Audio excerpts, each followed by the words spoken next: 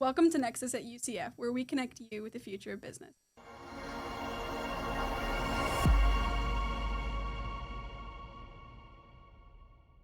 I'm your host, Natalie Broadhurst, and today we have an exciting episode lined up for you that'll resonate with both students, educators, and professionals alike.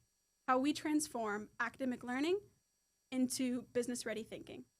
Today we have a wonderful guest at the forefront of academia, Dr. Christopher Leo, a business consultant, manager, mentor, and an associate lecturer at the University of Central Florida's College of Business. Dr. Leo, welcome to the show. Thank you for having me. Appreciate it. Of course. Dr. Leo is a two-time alumnus of the University of Central Florida, where he earned both his bachelor's and master's of science degrees from the College of Business. He later went on to complete his Doctor of Business Administration at the University of Florida's Warrington College of Business. With a diverse background that spans restaurant work, corporate training, and academic leadership, Dr. Leo brings a unique blend of practical experience and educational insight to his role at UCF. Known especially for challenging his students to think beyond the textbook, his journey and philosophy are reshaping how we approach education, leadership, and career development. So, Dr. Leo, to solidify this idea further, let's start with your own journey. Yeah. Can you tell us a little bit about your background in the restaurant industry and why you believe early hands-on experience outside the classroom are so important for students? That's a great question. First off, I want to say that's probably one of the best bios I've ever heard, and I definitely want to steal that. People say that there's no teacher-like experience, and that's why the College of Business pushes students to do internships or externships, because there's only so much that you can learn in the classroom. When you're out in the field and you're actually doing, that's really the most conducive environment for learning. And so for me, my situation wasn't terribly unique to a lot of your peers right now in the College of Business. A lot of students are working part-time or full-time and juggling school. What was beneficial for me was having the benefit of working in a family-owned business and being able to see both the front of the house operations and the back of the house operations and kind of bridge, I hate using this phrase because I feel like everybody says this all the time, but bridging the gap between the academic theory that we learn in the classroom and how we can apply it in a real-world setting. And I tell students all the time when they take capstone is that my problem as an undergraduate at the time was that I was looking for immediate utility in every class I took. Mm-hmm. And the problem with trying to find immediate utility is that most students will ask themselves this question. In fact, I want you to finish the sentence. The question is this. You're sitting in a marketing class or a finance class. Okay. And as a student, you're saying, when am I ever going to leave? Yeah, leave. Yeah, when is this ever going to be done? Or use this, right? Oh, yeah. That's right? it. Like corporate finance or bond evaluation or whatever, Black-Scholes or whatever complicated theory that you're being exposed to. A lot of undergraduates, they say, well, this isn't practical for me. It's not relevant for me. There's no immediate utility for me to use this. And as a result of that, what happens? Students then look at this as a check-the-box exercise. Right. What's the bare minimum I need to do in order to get the grade that I need so I can move on to the next class, right? And I'd say that it wasn't until probably years after I graduated that college and your collegiate experience isn't just about immediate utility or finding things that you're going to learn and use every day. It's equivalent to kind of working out your brain, like exercising your brain muscle. Every class is an opportunity for you to be exposed to a different problem, to a different framework, and figuring out a way to solve that problem. You're in a marketing class, we're going to give you marketing frameworks, and we're going to give you a marketing problem to solve. You're in a finance class, we're going to give you a finance framework and a finance problem to solve. And I had the benefit back then of working in the family restaurant and being able to use some of what I was learning immediately, but a lot of what I was learning just wasn't applicable to small business. So in that sense, I would strongly encourage students that are listening to this podcast to definitely, and I know that you hear this all the time, find an internship, try to get some real world experience. If you're still working part-time, keep the part-time job because that will help you grow and develop and then find ways that you can actually apply a lot of the material that you're learning. Right. Okay. Well, that's great advice. And speaking of advice, we alluded a little bit to your background, but how did you end up in your current career? And then do you have any more recommendations for those who might have an unclear path as well? Oh my gosh, this is such a great question. First off, I think that we put so much pressure on students to find the answer to this question. What do I want to be when I grow up? The truth is, and one of my favorite phrases of all time is that you don't know what you don't know. So you're 19, you're 20 years old. You think you want to do marketing. You think you want to do accounting. The reality is, once you get out of school, you're going to realize, gosh, you know what? I actually love talking to people, or I love training people or helping people, or geez, you know what? I love solving complex problems using Excel. And as a result of those epiphanies, the student realizes, I didn't know that what I loved when I was a collegiate student or when I was going through an academic program. Now I have a better understanding of my skill sets, what gets me out of bed in the morning, and then the question is, can I find a career or role that best aligns with what I like to do? And so as an undergraduate, if you had told me that I was going to go back and be a teacher, I'd laugh in your face. I couldn't wait to get out of UCF because I was on the 5-year plan. I think you guys call us super seniors. I was definitely a super senior. And with the restaurant background, I had a safety net. Okay. In the back of my mind, I always knew that if I didn't get a corporate job, I could always manage and take over the restaurant. And if I'm being honest, looking back on that moment now, I probably would say maybe that backup plan was actually my primary plan. Because knowing that you have a safety net as a student might make you less motivated to take risks and to do things that are outside your comfort zone. And because I knew I was going to end up working in the restaurant anyway, I kind of shut off, as an undergrad. As an undergrad, It was now an exercise in what do I need to do to get the piece of paper, to do the bare minimum. And you don't know what you don't know, right? I got out, I started working full-time, took over the restaurant business. I loved it for the first few years. No more tests, no more exams, no more cramming in the library on Saturday with, 3 deadbeat team members that don't want to do anything. I was free. But the problem was, after a number of years, I realized, gee, I don't know if I want to do this for the rest of my life. I was working 7 days a week. I never saw my family. I never saw my friends. I was making great money, and that was a powerful motivator for me in my early 20s, like money. Show me the money, right? Always, and that's great. I mean, and I don't think that you're a bad person or that doesn't make you greedy if you're motivated by money. I mean, money helps us buy things. Money helps us play. But what I realized in my late 20s to early 30s was that what motivated me as a 20-year-old started to change. Time became more valuable, and time is our most scarce and valuable resource. Yeah. Can't get that back. Money, you can always make money. But time is more and more scarce as you age. And then I asked myself the question, what do I want to be when I grow up? And now I'm almost 30 years old, which I don't think you're ever too old to ask that question, by the way, because, your motivations will change as you get older. And I remember having a conversation, and this was a pivotal moment, that led me to academia. I came out in the dining room. I had my red apron on at Amelia's. I had flour on me. I smelled like garlic and cheese, and I smelled like an Italian restaurant. And I like to kind of converse with our customers. And I went to one table to some regular customers we had, and this was Beverly and Bill. And I knew Beverly because she was the office manager of the church that my wife and I got married at. And I met her husband, Bill, who all of you might know now is Bill Steger, who runs the PSP program. Wow. Yes. So This was back 2010. Maybe 2009, okay? Wow. Maybe even 2008. So I start talking to Bill Steger, and he's like, yeah, I'm retiring from the Sentinel, and I'm finishing up my executive MBA. I was like, executive MBA? I said, Bill, what are you doing with going back to school? I mean, what's the plan there? He said, I was thinking about going back to teach. And when he said that, that's when the light bulb went on in my head. And I was like, teach, huh? And at this point, I'd been out of the restaurant. I mean, I'd been out of school for almost a decade, right? So I was like, that's interesting. What do you need in order to be qualified to teach? Well, he said, well, the minimum is an MBA. You need 18 graduate credit hours to be academically qualified to teach.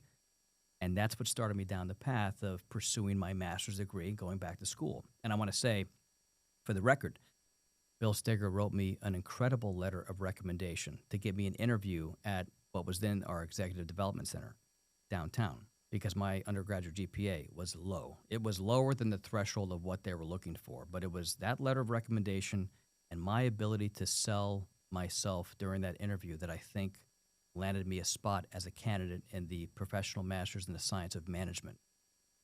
And that was, my gosh, that was 2011, 2010, I think. And I graduated that program 2011. And I believe that life is all about timing. The Florida Department of Transportation approached our restaurant at the time. They made us an offer that we couldn't refuse. Very Godfather, Esque, yeah. Yeah, very Godfather-esque. And we took the offer, sold the business, and that fall I started teaching my very first class in the College of Business, and I fell in love. I never believed that you could find something that you genuinely love. I always thought that was a pipe dream. Whenever I heard people like, "Oh, I love my job," I'm like, who loves their job? I've never met anybody that loves their job. But I'm telling you, it's possible. You just have to be patient and know yourself and take advantage of the opportunity.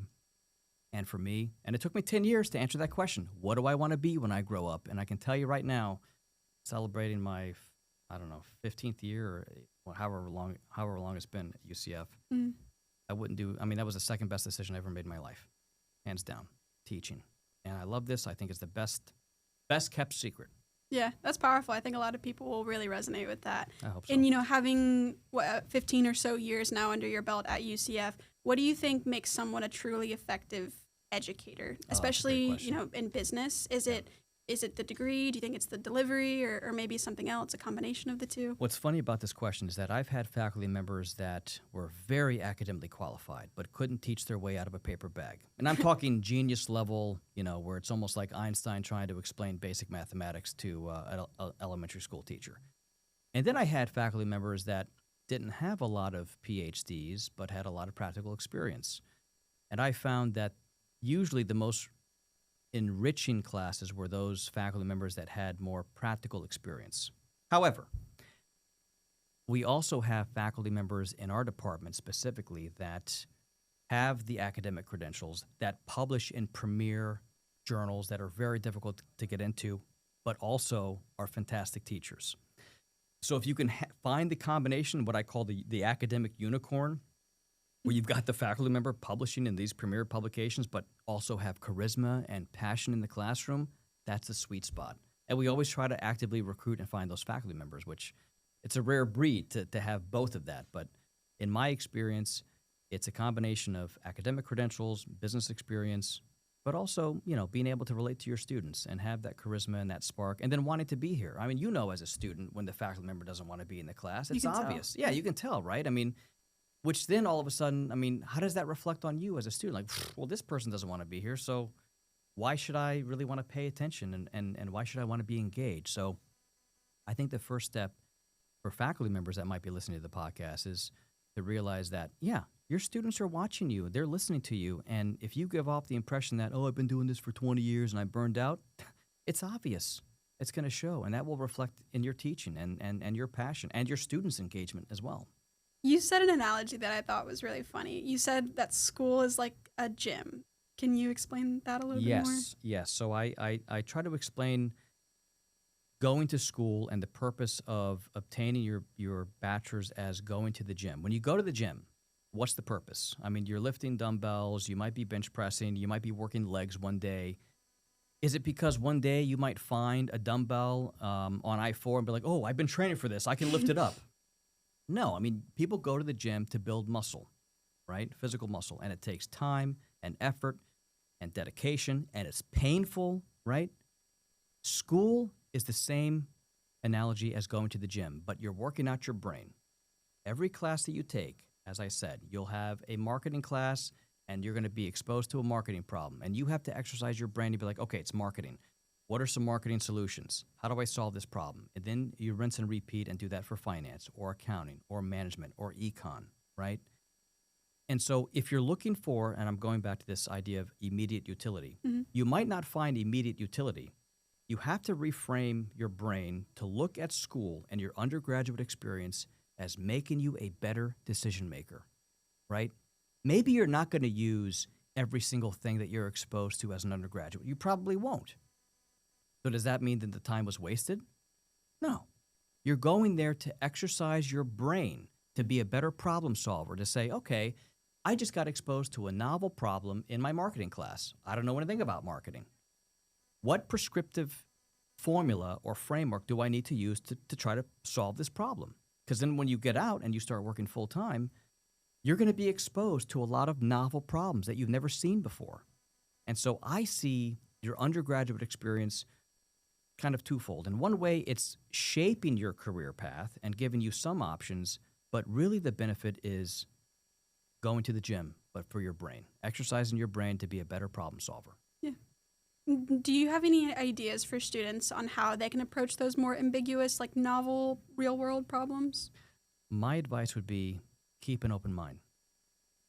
Don't come to college with preconceived notions about how the world works, okay? And it's very easy for us to fall into what I call autopilot thinking.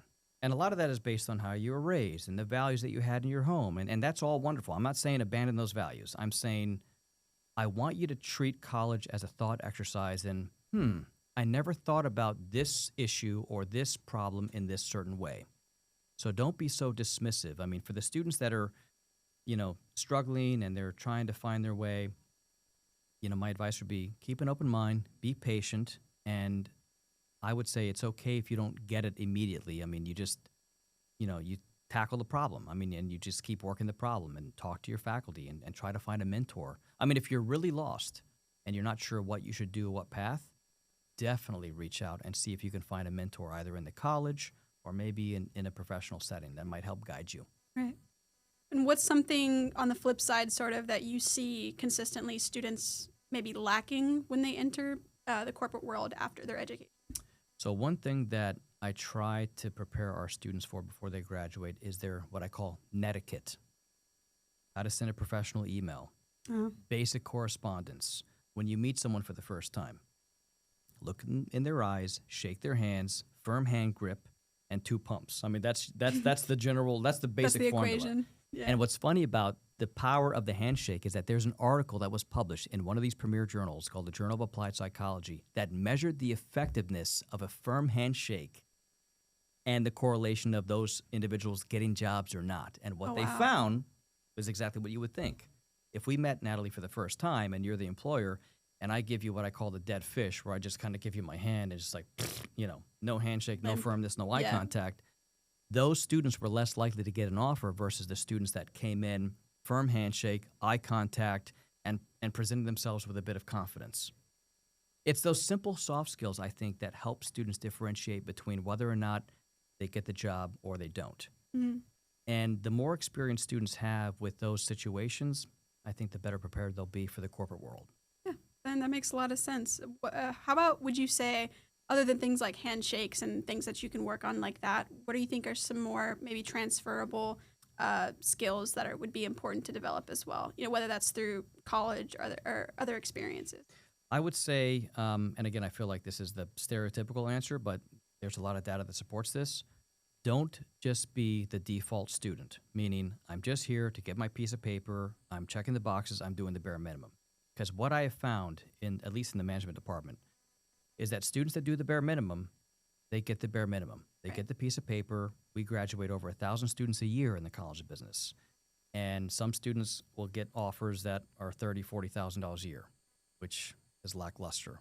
Other students that take advantage of internships, externships, going to the exchange, meeting people, networking, serving in an RSO, serving in an officer position at an RSO, doing a little bit more than the average, those students usually get more competitive offers when they come out of school. And so what's so difficult for students is when you get to UCF, you're still in the fog of war. I like to say fog of war because you're in high school and then all of a sudden it's almost like high school 2.0. Like I'm a freshman at college and I'm doing the bare minimum again. And it's so hard for students to see the real value. The value in your education isn't just taking the classes and getting the degree. It's all of the extra opportunities that you have that you're not required to do, that take a lot of your time and require you to sacrifice your time to do those things that will lead you to success, or at least increase your chances of success greatly. So my advice would be join a club, find a club that you want, a good academic club, not just like, do something fun. Like you could do the fishing club or like the gaming club. That's cool. But find another club, too, that exposes you to other professionals in the field or industry that you might be interested in working in. And don't be afraid to introduce yourself. I mean, go introduce yourself to the dean, our dean, Dr. Paul Jarley. I mean, you need to, if I could go back in time, Mhm. and if I could change anything with my undergraduate experience, that was one thing I never took advantage of. I saw school as a transaction. And it was easy because what are we? We are PIDs, 1456, 515. I mean, we all have a number, which is kind of messed up. But it's on you, right, to Yeah. make a name for yourself and to step outside your comfort zone. It's like, no, I'm not a PID. I have a first name. My name is Christopher, and I want to meet you, and I want to talk to you.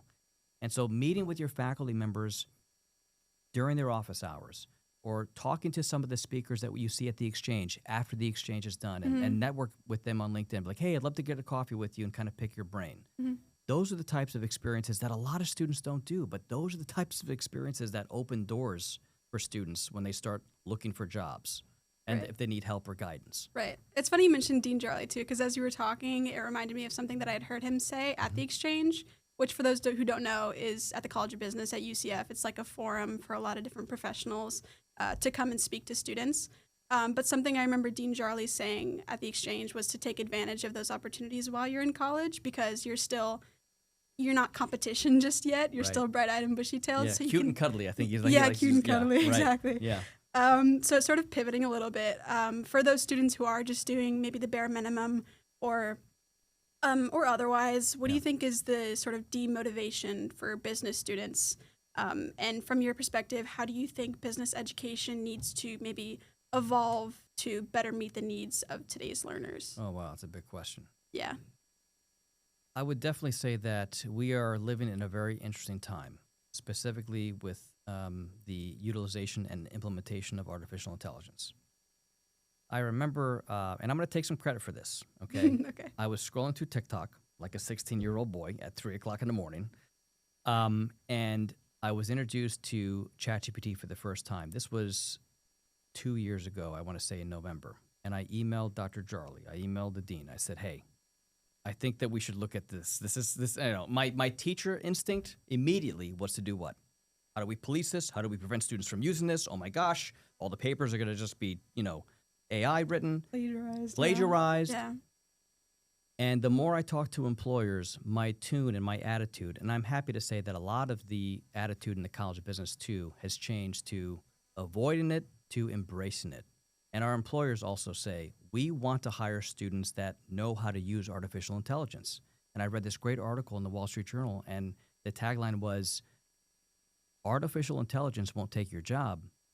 People who know how to use artificial intelligence will take your job. And with that little tidbit of knowledge, now it becomes a race for us as faculty to see how we can incorporate the use of artificial intelligence to make our students better users of this tool. Just like Excel is a tool, right? And so this is just another technology that will help, hopefully, students navigate what has become a tumultuous employment environment. So it's a crazy time right now to be a student. But I don't want the technology to be discouraging. There's always going to be opportunities for students to reinvent themselves. And remember this, especially as an IB major, there are jobs and titles that exist today that didn't exist 5 years ago. And guess what, Natalie? 5 years from now, there's going to be jobs and titles that exist that don't exist today. Even more. Exactly. So now the question is, how am I going to be better suited to be able to pivot from one industry to the next? What are the skills that will almost guarantee my success? And the answer is always soft skills. I mean, the technical knowledge, obviously, I mean, that will play a role. But if you don't have the ability to exhibit grace under pressure, or adapt to change, or learn quickly, or communicate, or lead, or follow, right? We always talk about leadership, but we don't talk about the role of the follower, right? That will hamper your success as a young professional. So one way you've also explored sort of these business concepts, being more engaging with that is through the YouTube channel idea. Oh, yeah. Is it the Leader Shrimp Scampi? Leader Shrimp Scampi Leader video. Shrimp Scampi. Yeah. Can you tell us a little bit more about that concept? So I have a passion for cooking. I love cooking. Right. I grew up in the restaurant business, so it was kind of inbred in me at an early age. And during the pandemic, some people picked up a language. Some people, learned a new skill set. I started to dabble in the kitchen and try to combine two things that I love, academic theory and cooking. to what extent could I create a channel where we talk about leadership and leadership theories, but I also show students and my viewers how to make shrimp scampi, hence the leader shrimp scampi. Yeah. Now, if you like that one, there's another great video. It's SWOT analysis and mac and cheese. And Whoa. this isn't like your Kraft box mac and cheese with the powdered cheese. This is legit, delicious, knock your socks off. I'm never going to eat mac and cheese, in any other way besides this way. This video, I brought in the help of my longtime friend and colleague, Professor Lonnie Butcher, who came in as a character, as Lunchroom Lonnie, and was in character the whole time while we did this SWOT. How do you do a SWOT analysis as a business student? And by the way, how is that similar to making a homemade mac and cheese? Yeah, so don't forget to hit subscribe. Plug, shameless plug. Yeah, shameless plug. Where were you when I was taking my marketing class? Oh, man. So how does that further embody your philosophy of transforming traditional learning to that more engaging business-ready thinking? I think the key is you've got to find something that you love to do, that you're passionate about, and figure out a way to align some of the other things so that way you're able to deliver a superior, differentiated product. Like anyone could do a YouTube session on, transformational leadership, transactional leadership, the leader substitutes model. I mean, there's so many different leadership models, and we see this all the time with podcasts and books, and anyone could do cooking videos. We see a lot of cooking videos. Does it make sense to combine? I mean, maybe it doesn't make sense. I mean, I don't know. Maybe I'm forcing, a square peg in a round hole here, but it's something that I'm passionate about. Is showing students what's available in terms of leadership, how to be a better team member, how to make a better SWOT analysis, and also, a life skill like cooking. Like how to make a delicious homemade mac and cheese, or how to make a shrimp scampi, or how to do, a classic grilled cheese sandwich, or how to saute a piece of chicken. I mean, we could even start simple, like how do you cook, a nice boneless, skinless, organic chicken breast without it being dry? I mean, it's the basic things like that, or even breakfast. Makes good scrambled eggs in the morning, And I'm all about, I love organic food. I'm all about fresh herbs, using a lot of fresh herbs. I stay away from, what I call all the poison. So anything that basically, like when you go to the grocery store, anything that's in the center, usually I try to avoid. I just hit the sides. Yeah. You've got bakery, you've got produce, you've got meat, you've got seafood, right? Anything else, the grocery items, not all of it, but a lot of it is got, a lot of chemicals and processed, food and a lot of salt and a lot of sugar, and a lot of it is just, not good for you. So I just think the answer would be to see if you can combine the two things that you're passionate about, which I love cooking and I love teaching. So why not combine those? Yeah. And with Leader Shrimp Scampi, what's like, in a perfect world, your dream episode? I was working on a chicken cordon bleu, and I wanted to tie in emotional intelligence, because when you're feeling blue, I mean, again, little play on words there, right? But like, to what extent does self-regulation help you pull yourself out of that slump or challenge the negative self-talk that we have in our minds? This is the other thing that I find fascinating. I talk to myself all the time in my head, and I know I'm not alone. And a lot of it is when I'm experiencing a new or novel situation, I hear my brain say, this is why it's not going to work. And I hear all the negativity of why the glass is half empty. And I would say to the listeners that if this is your autopilot way of thinking, and it is for a lot of people, I would challenge you to be fair and say, all right, the flip side of that is the glass half full? How could this work? If you're going to constantly be negative and critical in your mind, right? These are words never spoken, but these are things that sometimes we process. To be fair, then you should also consider the best outcomes, the most optimistic outcomes. And the reality is what, Natalie? It's usually in the middle, right?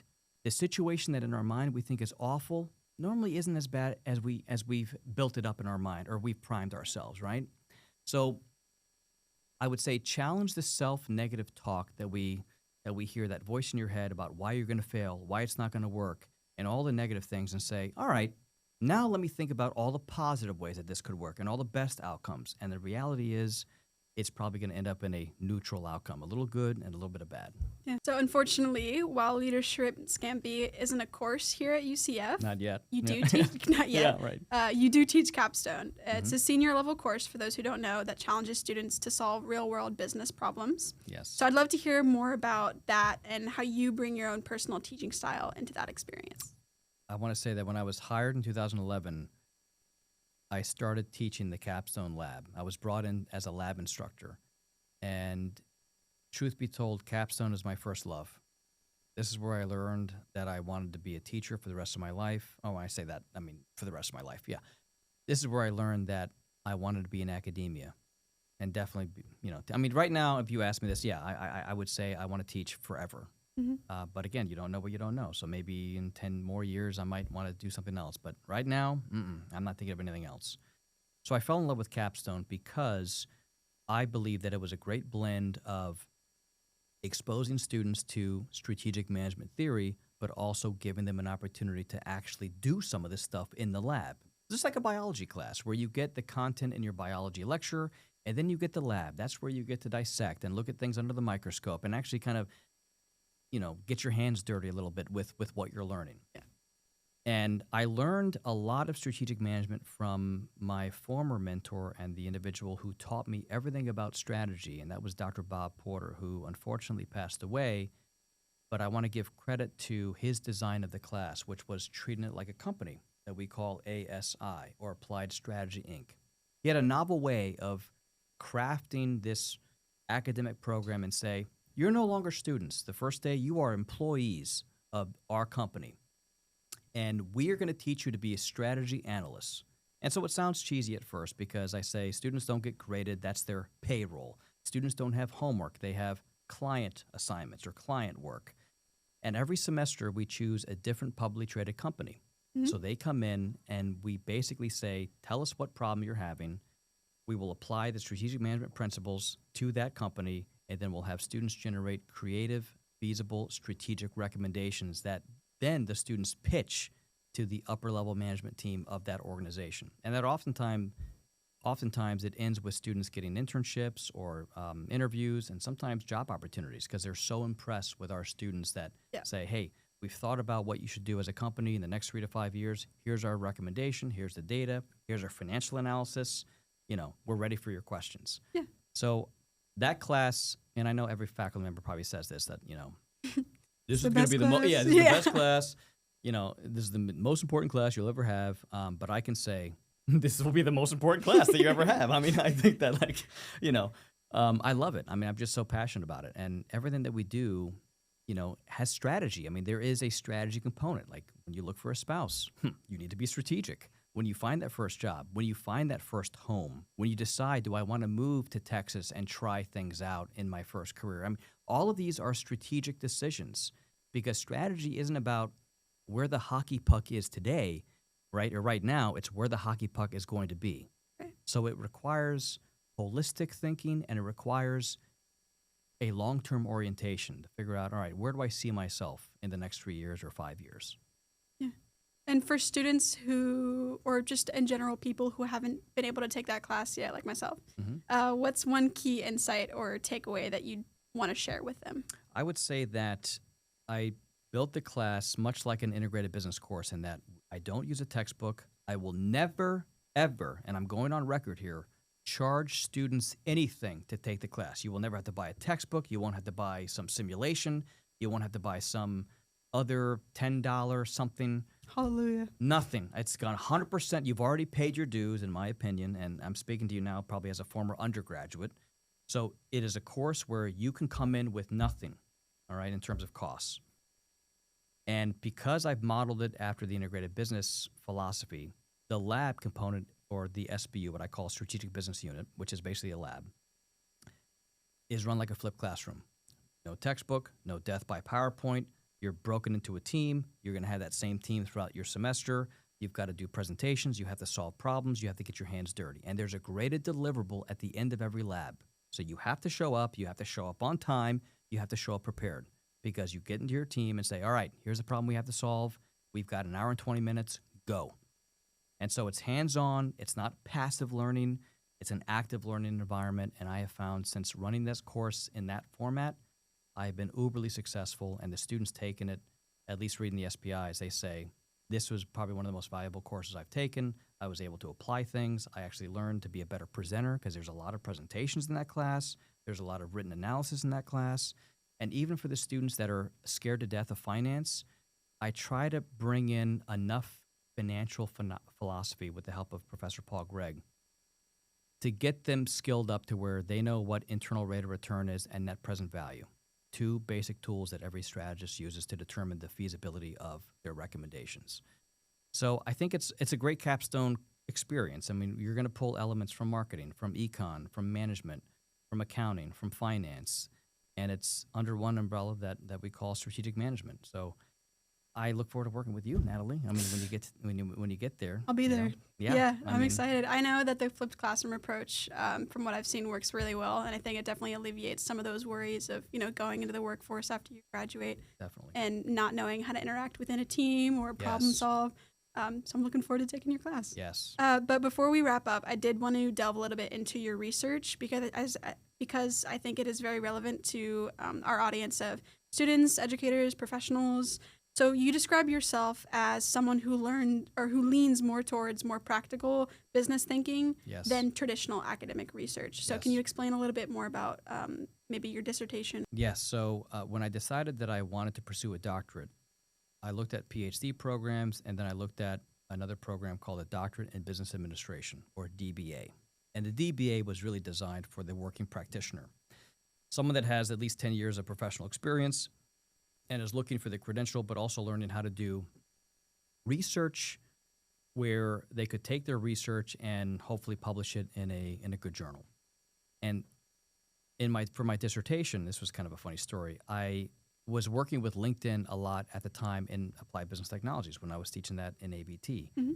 And what I found was that students were reaching out to me after they completed the class, and they said, Leo, out of all the homework assignments I had, creating an all-star LinkedIn profile, the one thing that I required all of them to do, that seemed to be the most beneficial because they were getting recruited from companies.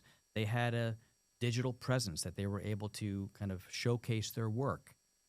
And when I pitched this idea of doing a research study around LinkedIn and the efficacy of LinkedIn, I got a lot of resistance from the faculty at UF originally because they didn't. I mean, most of them didn't have a LinkedIn profile because you're in an academic bubble, and it's different, right? I mean, you're kind of you see things through a different lens.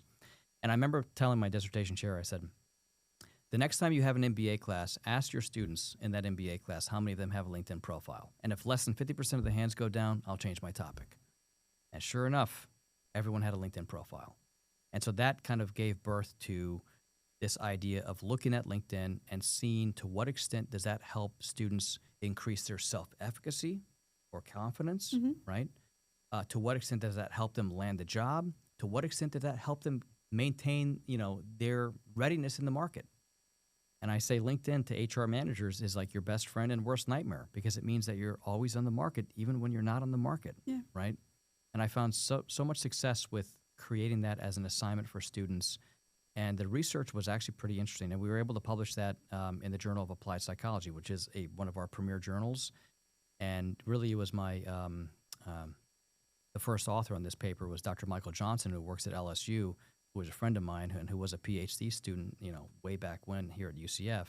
And he took the results and he ran with it. And just, we had this wonderful, research paper as a result, which was interesting. I mean, we looked at the positive and the negative of LinkedIn. So the short story is too much time on LinkedIn, not good. We know this, right? Too much time on any social media, right? Not good because of social comparison theory. We're always comparing ourselves with someone else, not someone in our peer group, but someone that has done more. And then that kills our self-confidence. However, the research also shows that, this can lead to an increase in job search behavior, self-efficacy in the short term for students. And I would say your LinkedIn is never done. It's always a work in progress, just like your resume. So when you do things, keep building your LinkedIn profile. How should students and professionals, in your opinion, use LinkedIn more effectively and not rely so much on it? I would say that, you have to be very careful with LinkedIn. From an employer perspective, it's so funny that the timeliness of this question because another author of Dr. Gadabaz, who works in the IB department, Yes. just submitted a paper for publication. We worked in this paper called The Catfish Candidate.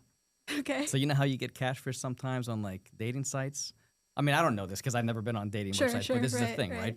So employers sometimes will find someone who looks really good on LinkedIn and then bring them in only to find that, oh, they're not as good as we thought they were. Mm-hmm.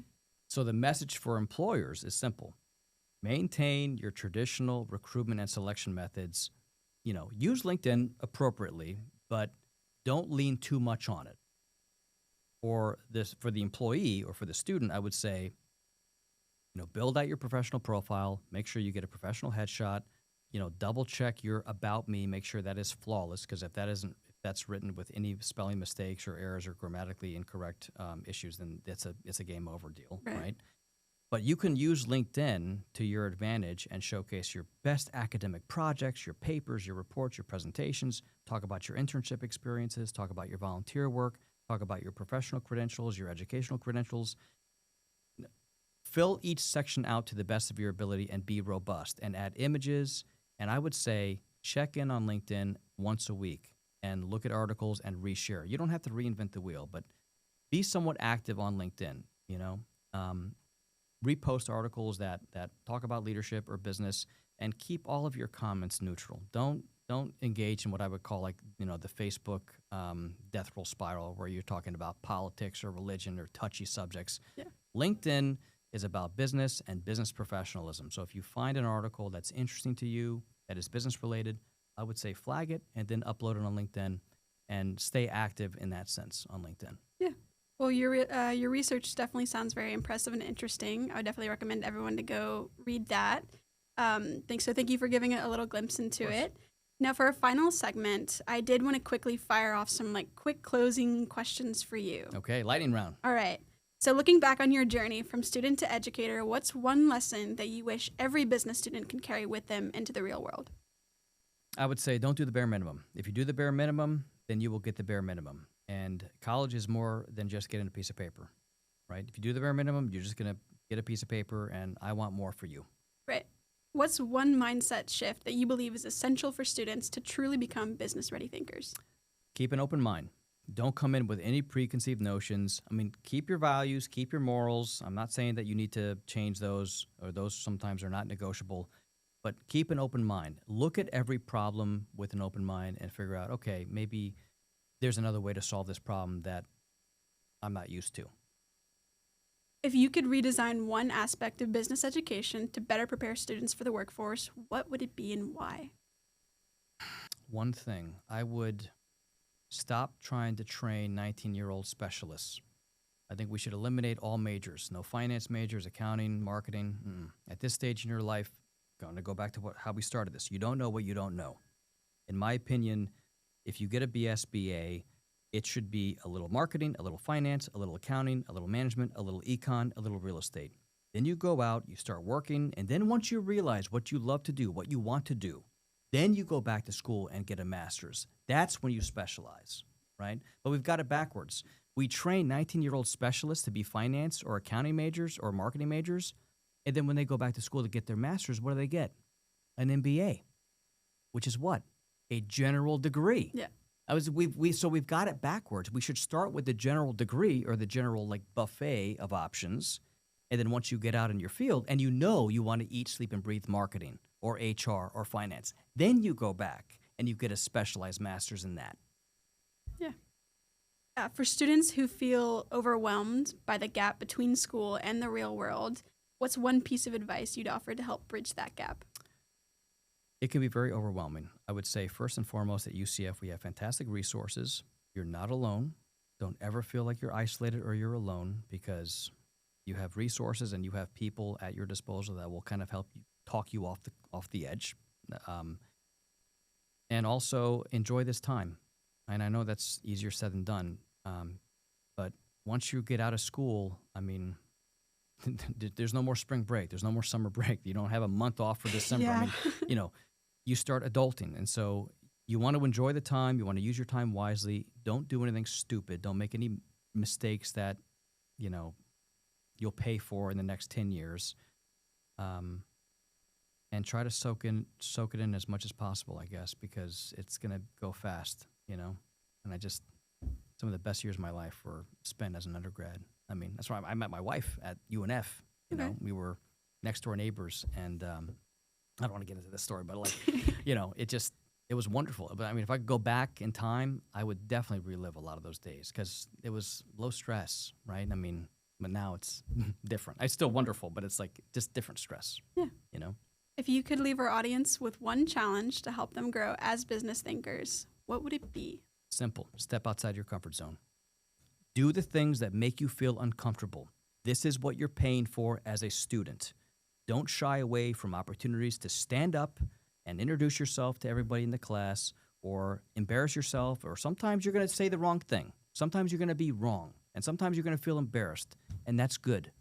Because right now, I'd rather you make a fool of yourself or try something and fail miserably when the stakes are low versus when you have the job at Siemens or Google or Universal, and now you make a mistake, and now you just lost $1 million, right? So this is the time for you to take smart risks and do things outside your comfort zone. Yeah, and turn it into growth. That's it. Yeah. Dr. Leo, do you have any final closing thoughts for us today? I just want to say thank you so much for having me. I think this Nexus podcast is phenomenal. It's exactly what our college, university, and probably what the country needs. So I want to appeal to a much broader audience here. And I'm excited to be a part of it. And I would just say thanks for having me today. Yeah, well, thanks for being here. Thank you, Dr. Leo, for sharing your journey, your insights, and your passion for bridging that gap between academia and the business world. It's definitely been a pleasure having you on the show. Pleasure's all mine. Thanks, Natalie. Yeah, thanks. Thank you for tuning into Nexus at UCF. If you enjoyed this episode, you can find more on your favorite podcast platforms. Make sure to follow us across social media at Nexus at UCF for behind the scenes and other exciting content. My name's Caroline, and I produced this episode. On behalf of the entire team, thank you for tuning into Nexus, where we connect you to the future of business.